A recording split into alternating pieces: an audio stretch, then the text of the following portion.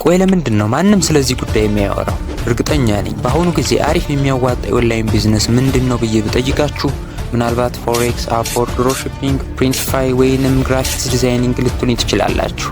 እናም በእነዚህ ጉዳይ እስማማለሁ። እነዚህ ስራዎች በትኩረት ከተሰራባቸው እጅግ በጣም አዋጭ ኦንላይን ስራዎች ናቸው። ነገር ግን እንደምናውቀው አንዳንዶቹ ትምህርት ያስፈልጋቸዋል፣ ብዙ ጊዜ እነሱ ላይ ማጥፋት አለባችሁ፣ ወይንም የሆነ መነሻ ገንዘብ ያስፈልጋችኋል፣ ወይንም ቢያንስ አሪፍ የሆነ ጥሩ ፒሲ ሊኖራችሁ ይገባል። እናም እነዚህን ነገሮች ለጀማሪ ኦንላይን ቢዝነስማን ማሟላት እጅግ በጣም ከባድ ነው።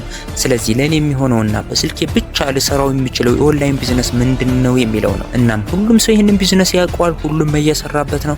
በሚያስገርም ሁኔታ ግን ማንኛቸውም ስለዚህ ጉዳይ እያወሩ አይደለም። ቆይ ግን ዩቲዩብ ስንት እንደሚከፍል ታውቃላችሁ? ያው እንደ ቻናሉ አይነት ቢለያይም በአማካኝ በ1000 ቪው ከ3 እስከ $5 ኢትዮጵያ ውስጥ ይከፍላል።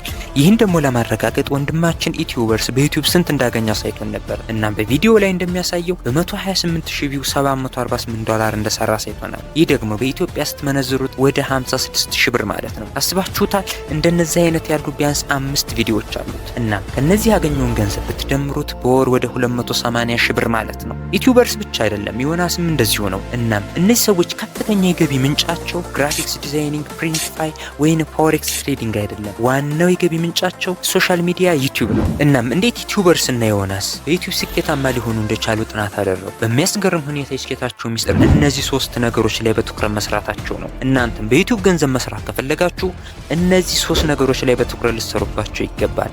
በእርግጠኝነት እነዚህ 3 ነገሮች ላይ በትኩረት ከሰራችሁ ቻናላችሁን ማሳደግ ትችላላችሁ። አንደኛ ቪዲዮ ኤዲቲንግ። ምንም እንኳን ቪዲዮ ስክሪፕት አሪፍ ቢሆንም ቪዲዮ ኤዲቲንጋችሁ ጥሩ ካልሆነ እይታ ልታገኙ አትችሉም። ለምን ይመስላችኋል ዮናስ የራሱን ቪዲዮ ኤዲተር የቀጠረው?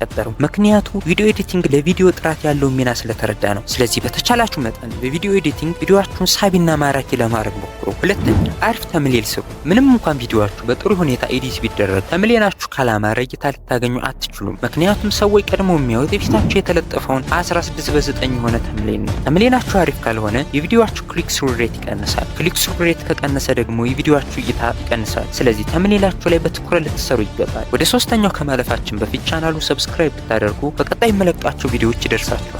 ሶስተኛ ኮንሲስተንሲ። ቪዲዮ ስትለቁ በተመሳሳይ ሰዓት ልቀቁ። ይህም ዩቲዩብ አልጎሪዝም የእናንተን ቪዲዮ ለብዙ ሰዎች እንዲደርስ ያደርግላችኋል።